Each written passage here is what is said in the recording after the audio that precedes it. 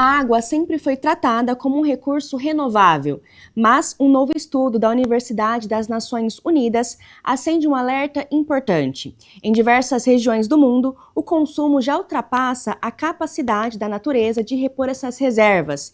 E o resultado é o que os pesquisadores chamam de falência hídrica. Mas o que esse conceito significa e como ele também pode impactar o nosso futuro? É sobre esse assunto que vamos conversar agora com o biólogo Edson Grandizoli. Seja muito bem-vindo, Edson, ao Giro Ambiental e também muito obrigada por ter aceitado o nosso convite. Olá, Camila, eu que agradeço muito o convite, viu? Para começar, eu queria falar um pouco mais sobre esse termo, falência hídrica. Ele chama muita atenção. Eu queria que você falasse o que ele significa na prática e também por que os pesquisadores escolheram essa expressão específica. Uhum. Falência hídrica, como você falou muito bem anteriormente, tem a ver justamente com a diminuição do acesso à água de qualidade por pessoas em diferentes partes do mundo. Então, por motivos naturais, mas especialmente por motivos antrópicos, pela urbanização, pelo desperdício da própria água, em algumas regiões, os reservatórios, os mananciais, começam a passar por um processo de dificuldade para voltar a ter água como tinha no ano anterior. É o que a gente está vendo com muitos reservatórios, por exemplo, que abastecem a região metropolitana de São Paulo. De ano após ano, esses reservatórios têm a dificuldade de voltar a níveis de volume anteriores de anos anteriores. Então, à medida que isso vai acontecendo, as pessoas vão tendo menos acesso à água e a gente pode chegar, é o que a gente não quer, né, Camila, em nenhum momento, chegar nesse ponto de falência hídrica, da gente não ter realmente aquele mínimo de água necessário para as nossas necessidades básicas e também para as necessidades das nossas atividades econômicas. Certo. Então, isso significa que alguns sistemas naturais já chegaram ou podem chegar a um ponto que eles não vão conseguir mais se recuperar? Exatamente. A gente tem visto isso, infelizmente, com uma certa regularidade, por exemplo, com o sistema Cantareira, né, que é composto por 5 reservatórios, e você olhando a série histórica desses reservatórios, né, que formam um sistema, que são parte do sistema integrado, a gente vê que eles não têm conseguido se recuperar da mesma forma que eles se recuperaram no passado. Então é muito importante as pessoas entenderem que, apesar da água ser tratada como um recurso renovável, né, e apesar de nós estarmos também num país que detém uma grande quantidade de água doce do ponto de vista de disponibilidade, essa água ela está mal distribuída, a gente tem muita água para lugares onde tem poucas pessoas, de forma geral, menor densidade demográfica, e menos água em locais onde a gente tem uma densidade demográfica maior. Visto isso, é muito importante que não só as pessoas criem no seu dia a dia uma nova cultura relacionada à água, mas que também os governos criem mecanismos para que as pessoas continuem tendo água de qualidade todos os dias. Sim. E a gente está acostumado a ouvir o termo crise hídrica, já faz parte do nosso dia a dia. Queria que você falasse um pouquinho mais sobre a diferença entre crise hídrica e falência hídrica. A crise hídrica é quando a gente já mergulhou num processo onde a disponibilidade de água baixou de forma considerável. Foi o que a gente viveu, infelizmente, nos anos de 2014, 2015, e agora justamente a gente está aí dentro do sistema de alerta, principalmente do sistema Cantareira, que está abaixo de 40% do seu volume útil. Então, a partir de um certo nível dos reservatórios, a gente entra num processo de crise hídrica, onde essa água vai ficando cada vez menos disponível, e é importante destacar que normalmente quem sofre mais nesses primeiros momentos da crise hídrica, como nesse momento que a gente está vivendo agora, são as populações mais periféricas e mais vulneráveis. Então, essa questão da crise hídrica tem a ver com o momento que os reservatórios estão passando ou podem passar, que podem levar, caso não haja uma recuperação ao longo do tempo, à falência hídrica. É um processo. Se você me falou algo agora que me chamou a atenção, é que a crise hídrica atinge especificamente, de forma mais forte, mais evidente, populações periféricas. Por que isso acontece? Olha, eu acho que um primeiro motivo é justamente a falta de infraestrutura, né, nesses locais mais periféricos, fora dos centros, principalmente das grandes cidades, né, falta de saneamento. O Brasil ainda passa por um momento muito crônico do ponto de vista de falta de saneamento básico. E outro ponto, que quando vai chegando a crise hídrica, uma das formas de reservar um pouco mais de água é justamente diminuir a pressão de distribuição da água. E as pessoas que moram mais distantes dos pontos de distribuição, né, com a pressão mais baixa, a água tem mais dificuldade de chegar até as torneiras. Então, populações mais periféricas e também aquelas que moram em pontos mais altos da periferia, normalmente são as primeiras que ficam sem água. Isso acontece muitas vezes, inclusive, fora de períodos de crise hídrica. Então, é um problema muito sério, muito grave, que afeta milhares de pessoas todos os dias, especialmente nos grandes centros urbanos. E como que a comunidade chegou nesse cenário de falência hídrica? Quais foram as principais escolhas e atividades que contribuíram para a gente chegar a esse ponto?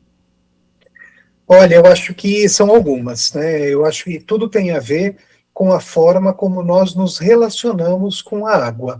Então, do ponto de vista estrutural, a gente tem ainda uma enorme quantidade de perda de água nos canos de distribuição. Se estima que de 35% a 40% da água tratada se perca na rede de distribuição por vazamentos. Então, esse é um motivo que leva à perda de água e, consequentemente, vai levando a gente para uma crise hídrica e depois, em outro passo, para uma falência hídrica. Outro ponto é o uso abusivo da água, né, o desperdício, não só o desperdício de quem está em casa, está no seu apartamento, no seu condomínio, mas o desperdício também que se faz nas atividades industriais, nas atividades agropecuárias, e essas duas últimas são as atividades que mais utilizam água no Brasil e na maior parte do mundo. Então é um problema que não é concentrado na mão de poucos atores, é um problema sistêmico que tem que ser tratado pelo governo, pelos empresários e pela população em parceria. E o estudo da Universidade das Nações Unidas, que eu citei inicialmente, mostra que não apenas a quantidade de água é algo que preocupa, mas também a qualidade dessa água. A poluição das águas também é uma preocupação? Com certeza, né, a falta de coleta e tratamento de esgoto é um problema muito sério. O próprio resíduo descartado nas cidades, na rua, de forma irregular, de forma incorreta, também pode chegar a diferentes corpos de água, rios e também depois, em última instância, no oceano. E toda vez que a gente despeja esgoto diretamente em corpos de água, a gente não se preocupa com a coleta seletiva, com a destinação correta dos resíduos, tudo isso, com o tempo, vai tornando mais caro, inclusive, o próprio tratamento da nossa água. Então, é um ciclo aí que a gente entra de poluição, de descarte, de material orgânico chegando às águas, que depois reverte para nós num custo aumentado para, de novo, ter água de qualidade para as pessoas. E você citou que os empresários também precisam rever essa forma de lidar com a água. A agricultura, né, principalmente no Brasil, é grande responsável por o consumo dessa água doce que a gente tem. É possível produzir alimentos sem comprometer essa disponibilidade de recurso? Com certeza, já existem muitas tecnologias no mundo, em outros países, que visam a otimização do uso desse recurso que está se tornando cada vez mais escasso, que é a água. Então, de novo, a responsabilidade não é só de quem produz, a responsabilidade não é só do governo local, ou do governo estadual, ou do governo federal, é de toda a sociedade que tem que rever os seus processos na direção de uma nova cultura da água. E Edson, qual o papel das mudanças climáticas nesse processo? Elas aceleram essa falência hídrica? A gente está falando muito atualmente de super El Niño, ondas de calor também. Isso afeta? Com certeza, Camila. A gente tem falado realmente cada vez mais mudanças climáticas, né, especialmente agora com toda a divulgação que está sendo feita a respeito do super El Niño, né, que leva justamente à tendência de chuvas mais fortes no sul e períodos prolongados e severos de seca na região norte e na região nordeste. Então, as mudanças climáticas, elas vêm aí como mais um fator para agravar a crise hídrica ou a falência hídrica em diferentes locais do Brasil. É importante destacar que as mudanças climáticas não são o principal fator, mas elas se somam a outros fatores que já acontecem historicamente, como a gente já falou, né? O desperdício, o uso abusivo da água. Então, tudo isso tem que ser olhado de uma forma sistêmica, de uma forma complexa, na direção de busca de soluções e também de políticas públicas efetivas. Certo. E quando esses reservatórios naturais eles são degradados, comprometidos, quais são as consequências também para o cotidiano das pessoas? Você já falou um pouco como atinge a população periférica, mas no dia a dia das pessoas, como que isso atinge elas? Bom, diretamente, né, a falta de água é um problema muito sério, né, então a gente tem todas as nossas atividades comprometidas de alguma forma, preparo de alimento, banho, higiene, especialmente ou talvez em especial, pessoas que têm crianças pequenas em casa, né, então esse cenário é um cenário que pode agravar quadros de doenças, de epidemias, que já estão aí, que fazem parte do nosso dia a dia, e as pessoas têm que procurar caminhos também, quando possível, de forma individualizada, para reservar a água, ter mais água disponível em casa, para não depender. Eu sei que isso não é simples, né? Não é todo mundo que pode ter no seu condomínio cisternas com água de reuso, mas existem caminhos também individuais que as pessoas podem se apoiar para ter aí uma garantia de um pouco mais de água de qualidade a partir de um momento que a gente tem uma crise hídrica mais severa. E um dos temas também abordados nesse estudo, que me chamou a atenção, é o aumento dos fluxos migratórios e migratórios, da forma que essa escassez de água também intensifica isso? Com certeza, e isso em muitos locais do mundo tem a ver justamente com as mudanças climáticas, né? Muitos locais estão passando por ondas de calor, por um número de dias secos ao longo do ano cada vez maior, e isso vai aumentando a pressão sobre a disponibilidade hídrica daquelas regiões, até o ponto que a gente falou logo no começo, né, Camila, de falência hídrica. A partir do momento que você não tem mais disponibilidade de água em diferentes regiões, qual é a solução que a gente tem?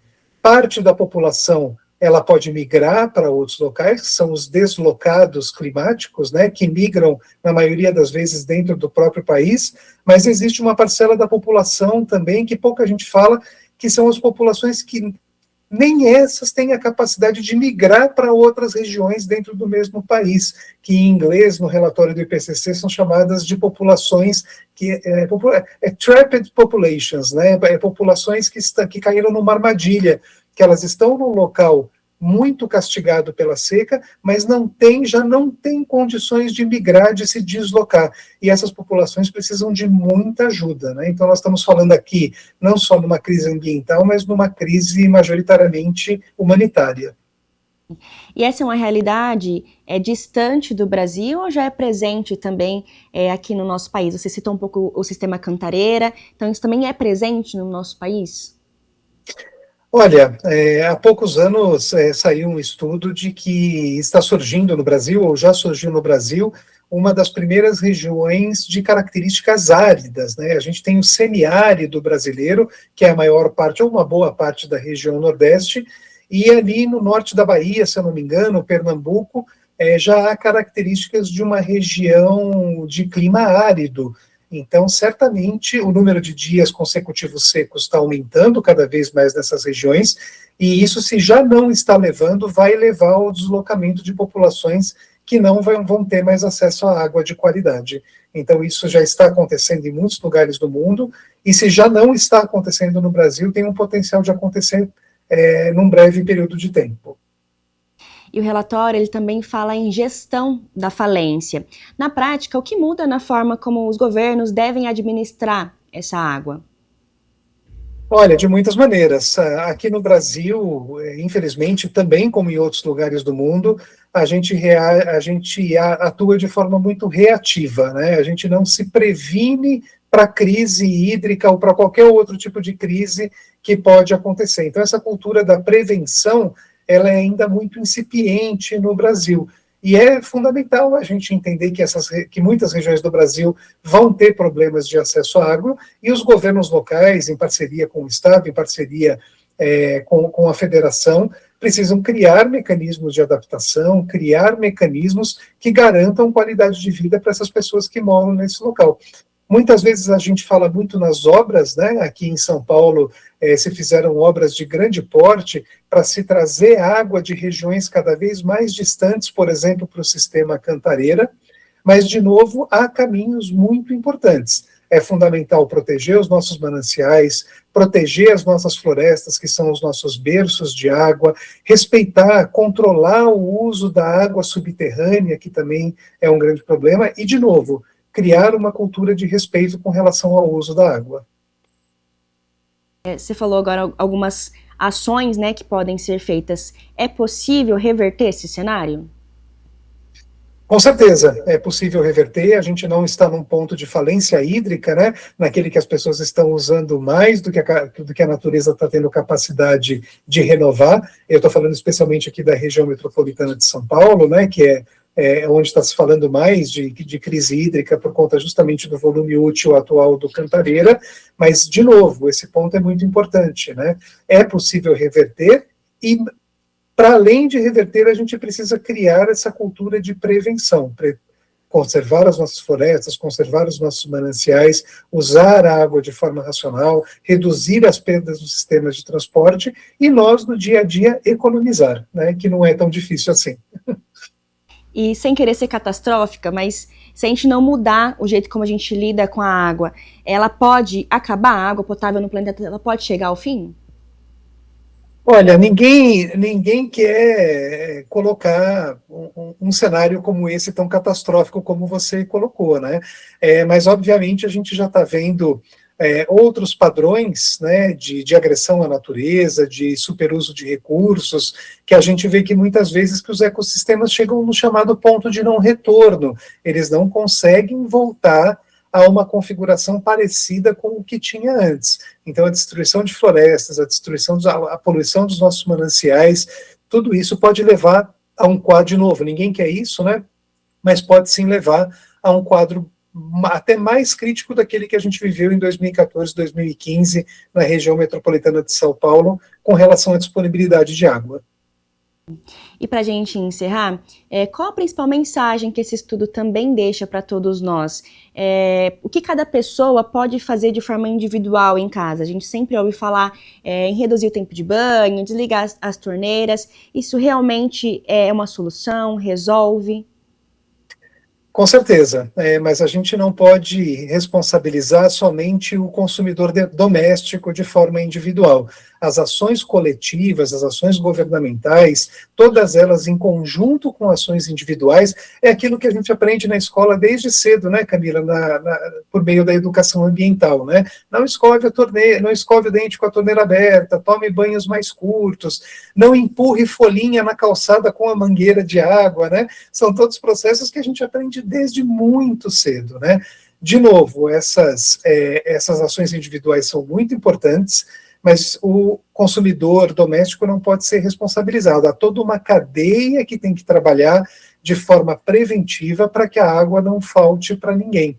E um caminho muito importante é justamente nesse ano que nós estamos, é procurar candidatos que efetivamente tenham um programa de governo e uma pauta socioambiental muito sólida. Então, votar em políticos que estão aí em ano de eleição, procurar aqueles que estão efetivamente, realmente preocupados com as questões socioambientais, é um ponto fundamental da nossa cidadania. Edson Grandisoli, muito obrigada pela participação aqui no Giro Ambiental e também pelos esclarecimentos. Muito bom. Obrigado, Camila, foi um prazer. Eu agradeço também a sua audiência, eu fico por aqui, mas você continua para conferir as curiosidades do meio ambiente. Até mais.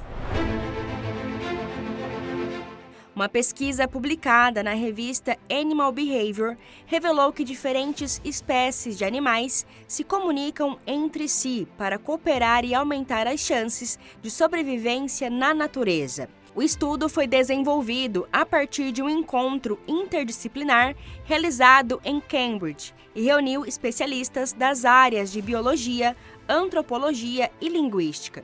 Os pesquisadores concluíram que a troca de sinais entre espécies distintas ajuda na busca por alimento, na identificação de ameaças e na realização de atividades que beneficiam todos os envolvidos. A descoberta amplia a compreensão sobre a complexidade das relações ecológicas e da comunicação animal.